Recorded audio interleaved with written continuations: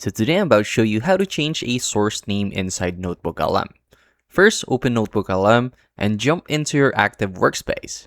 Look over at the sources panel on the left sidebar of your screen where all your uploaded files, links, and text notes are listed. To change a title, hover your mouse cursor directly to the name of the source you want to rename. Look closely at the right edge of that specific files row and click on the 3 vertical dots to open the options menu. From the drop-down list, click on Rename. A small text box will pop up displaying the file's current name. Type in your brand new, descriptive title and hit Enter and click Save to apply the changes.